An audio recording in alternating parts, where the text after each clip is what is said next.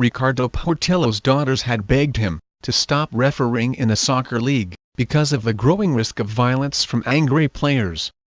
Now they're faced with planning his funeral after he succumbed to injuries late Saturday that had put him in a coma for a week, since a 17-year-old goalie punched him in the head. Authorities say the teen punched Portillo after the youth was called for a foul and issued a yellow card. The suspect was close to Portillo and punched him once in the face. As a result of the call, Unified Police spokesman Justin Hoyle said in a statement. The suspect has been booked into juvenile detention on suspicion of aggravated assault. Hoyle said authorities will consider additional charges, since the 46-year-old Salt Lake City man has died. Hoyle said an autopsy is planned. No cause of death was released. Portillo suffered swelling in his brain and had been listed in critical condition, Dr. Sean Smith said Thursday at the Intermountain Medical Center in the Salt Lake City suburb of Murray.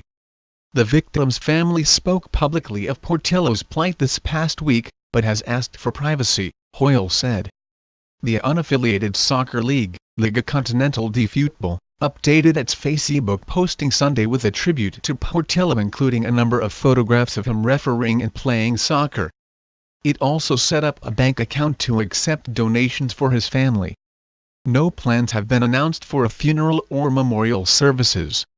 Mario Vasquez, the league president who also was a friend and worked with Portillo, said Sunday everyone in the league had the greatest respect for him.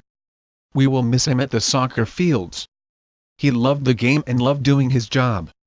Ricardo always had a great sense of humor and loved being in the service of others, Vasquez said. Our thoughts and prayers are with the Portillo family during this difficult time. Ricardo will always be with us, he said.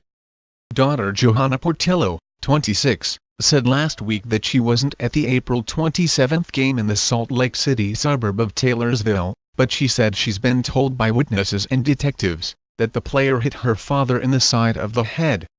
When he was writing down his notes, he just came out of nowhere and punched him, she said. She did not immediately respond to a text message request for comment the Associated Press sent her on Sunday. Accounts from a police report, Portillo's daughter and others offer further detail what occurred.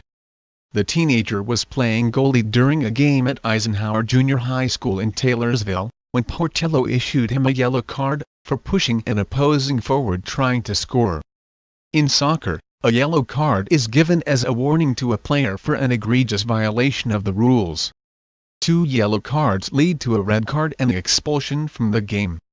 The teenager, quite a bit heavier than Portillo, began arguing with the referee, then punched him in the face. Portillo seemed fine at first, then asked to be held because he felt dizzy.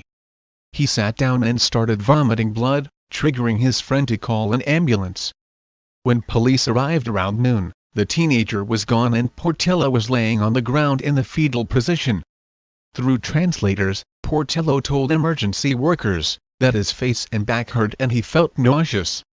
He had no visible injuries and remained conscious. He was considered to be in fair condition when they took him to the Intermountain Medical Center. But when Portillo arrived to the hospital, he slipped into a coma with swelling in his brain. Johanna Portillo called detectives to let them know his condition had worsened. That's when detectives intensified their search for the goalie. By Saturday evening, the teenager's father agreed to bring him down to speak with police. Portillo's family said he had been attacked before, and Johanna Portillo said she and her sisters had pleaded with their father to stop refereeing because of the risk from angry players, but he continued because he loved soccer.